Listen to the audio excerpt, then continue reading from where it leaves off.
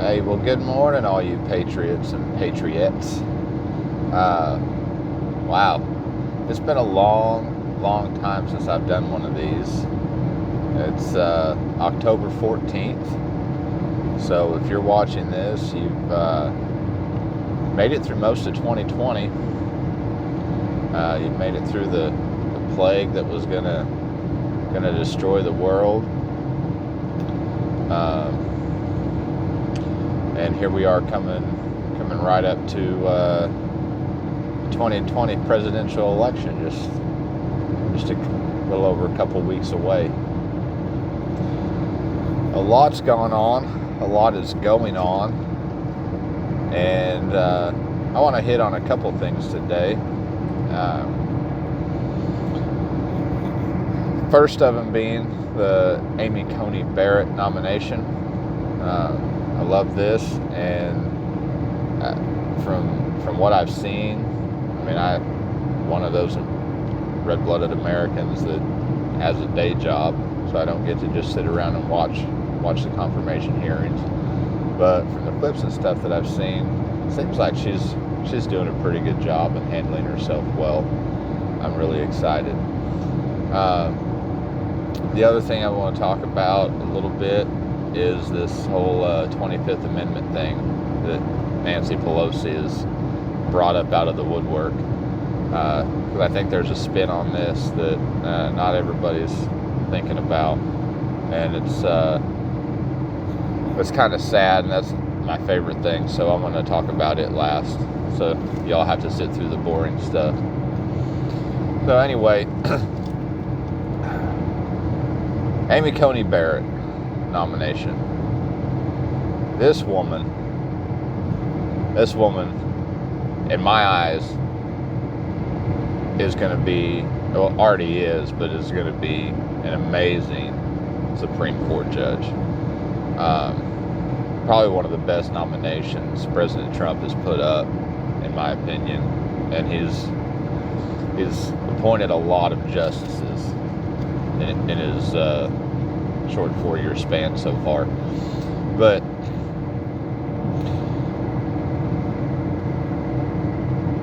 anybody who remembers the 2016 fiasco with President Obama trying to push through the nomination, and let's be fair on this. Republicans and Democrats alike have completely flip-flopped on their views of the nomination of the Supreme Court justice coming up to an election. Equally. I mean, they've just boom, done. Okay, y'all over here, we're going over there now. All right, so I believe in both cases, completely constitutional for the president to be able to appoint that justice. Just to clear anything up, constitutional, yes. Where the situation differs for me, and the point that I try to make to people, I think on the Republican side they have just a slight bit more of a leg to stand on than the Democrats do. At least in 2016 they did, by wanting to wait. And here's the difference in the situation that I see. So in our current situation, we have President Trump that's coming up on the end of his first term. Okay? The Democrats expecting him not to make a nomination is expecting him to not do that with the assumption, basically, that he's going to lose the election. Winners don't think like that, first off. Winners don't go, oh yeah, I'm not going to do this because I probably won't win anyway, so, you know, you're right, I should probably wait. No, it's not like that.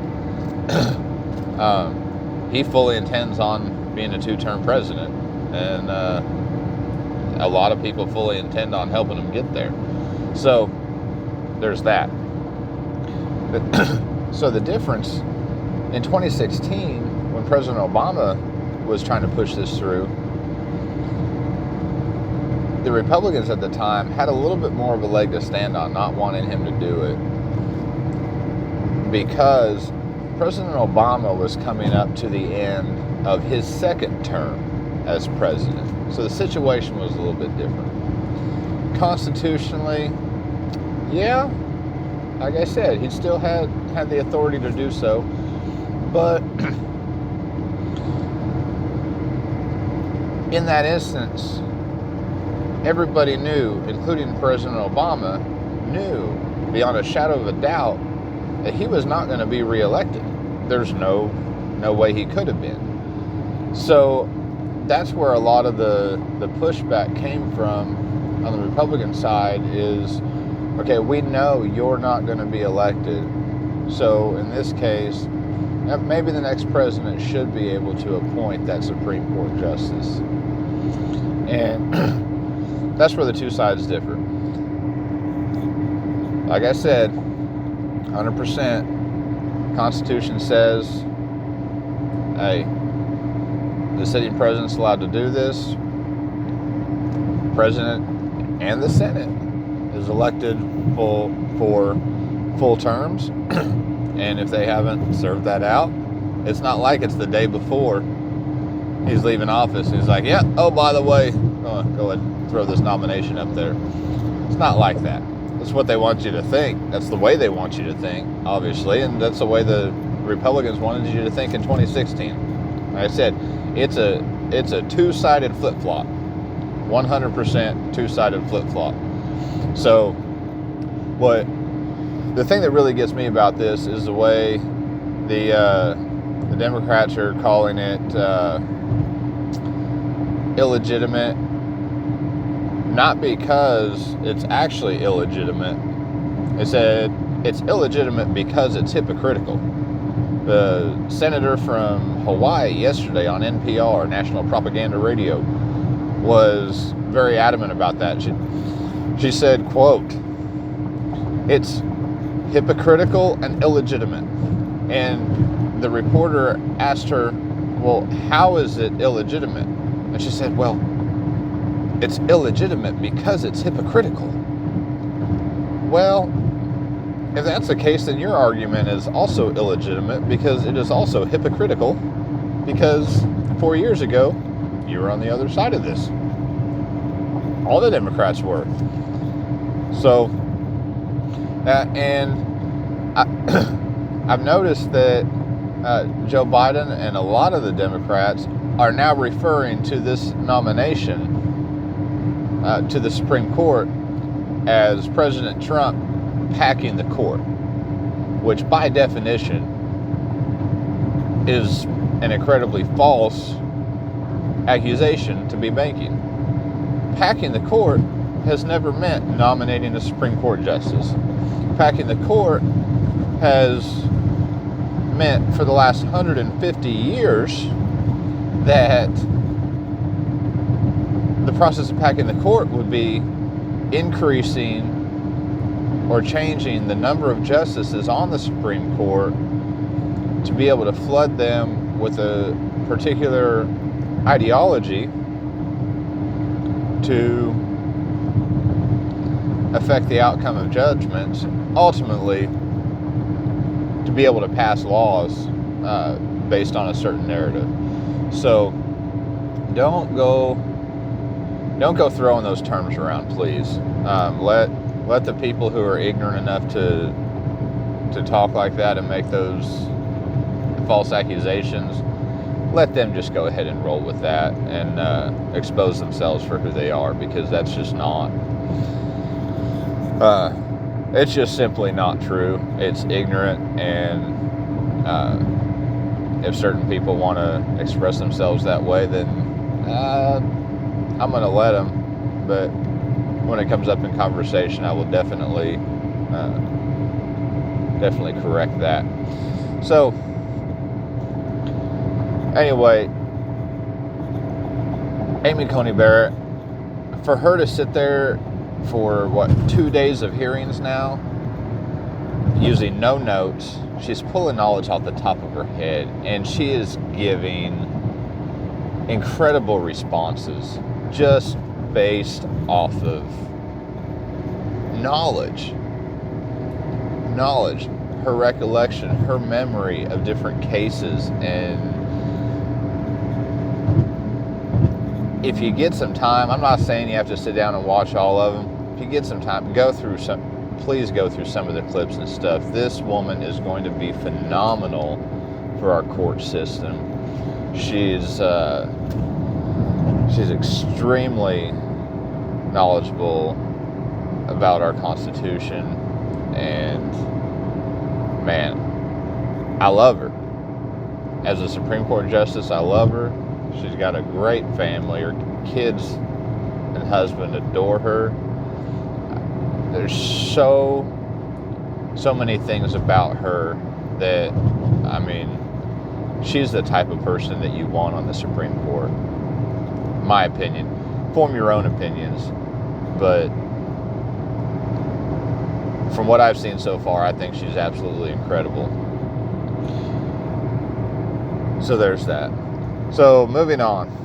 Let's talk for a few minutes here about this 25th Amendment push that Nancy Pelosi is throwing out there all of a sudden, because it's so important, coming up only a couple weeks before the election, to talk about the 25th Amendment and find a way to get Trump out of office with only a couple weeks, because we're so sure that we're going to win this election and he's not going to be in office, that we need to have a process in place to invoke the 25th Amendment, because he had COVID and now he's tested negative for COVID and he's over it. That's what the media wants you to believe, right? Oh, it's just another way to get Trump out of office. Nancy Pelosi, after 4 years, is finally laying the groundwork to get Trump out of office via the 25th Amendment due to his health and medication. I've got some news for you, and you can take this for what it is. If you pay attention, especially in her little press conference the other day, one would realize, and I want you to think about this long and hard, one would realize that even according to her and her process, which I don't think she would ever write this in all by herself, it takes not just the majority of the panel that Congress appoints, it also takes the vice president's signature. I want you to think about this for a minute, given the vice presidential debate. And if you watched any of the Mike Pence's rallies that he's done around, and listen to the way that he's talked in reference to the president and how honored and humbled he is to serve with a man that cares so much about the country and the American people and the Constitution and supports the military. I mean, to hear our vice president talk about our president the way that Mike Pence does is incredible, the way that they obviously work together. And I didn't hear Mike Pence do a lot of talking for a long time. So anyway, this 25th Amendment is going to take his signature. He has to sign off on it, and then the panel that Congress puts together has to have a majority of that panel to be able to remove the president from office.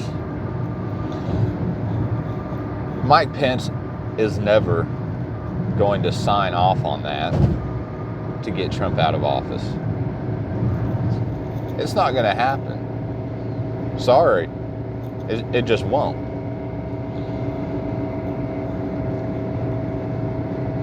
What vice president would? And think about it. vice president serving with the president of the United States is just going to, whoop, oh, Nancy Pelosi wants this person out, so we're just going to, whoop, yeah, we'll sign off on this. I'll tell you what vice president would. Kamala freaking Harris. That's right. I said it. Sleepy Joe's not their favorite candidate. He's not. He's the easiest candidate to manipulate to do whatever they want. He's the only candidate with direct ties to the Obama administration, which, I mean, as far as campaigns go, I don't think he was a successful president, but he did get elected 2 terms. He was charismatic. He could deliver a speech, and he could manipulate the minds of his audience with his words. And a lot of people love President Obama. So Joe Biden is the only candidate with ties to that. And that's what they're running on. Obama's economy, Obama's, track record, and they're just associating Joe Biden's name with it, which is fine, because when we argue against that, we associate Joe Biden's name with a lot of Obama's policies. So anyway, yeah, they're just trying to take over the White House. I about guarantee you that once Joe Biden, if by some crazy stretch of the imagination, Biden and Harris actually win this election, this 25th Amendment push by Nancy Pelosi, it's not going to be for President Trump. It's going to be for Joe Biden. Seeing what Kamala Harris has done with her career, I don't think, and hearing the things that she said about Joe Biden during the Democratic primaries, I wouldn't put it past her one bit to get in office, sign a paper, and push old Sleepy Joe out, because we all know he has issues. Everybody sees it, and it's a sad thing. It really is, to see them take advantage of him. But they're going to eat their own. They've shown it. Look at what they've done to Bernie Sanders for the last 2 elections. What have they done to Bernie Sanders? They have worked him over. He's had the votes. He's had the support. And they say, oh, sorry, we're going to give the nomination to somebody else. That's what they do. That's who they are. They're just trying to get what they want. They're going to cast old Joe aside, invoke the 25th Amendment, get him out of office. Kamala Harris is going to be the first, the second president of color and the first woman president. Maybe I'm wrong. I don't think I am. Because there's no logical way that 25th Amendment with needing the vice president's signature is going to get Mike Pence to sign off on that to push Trump out of office. I'm sorry. If you're believing the media hype on this is just the way that they can do it right underneath Joe Biden's nose and say, we're going to get Trump, we're going to get Trump, we're going to get Trump. And he's like, oh, okay. All right, let's go get him. Think about it. Anyway, that's been commentary on the road for today. I'll try to get this up as soon as possible. I might even do another one going home today. Who knows? Love y'all. God bless. Vote.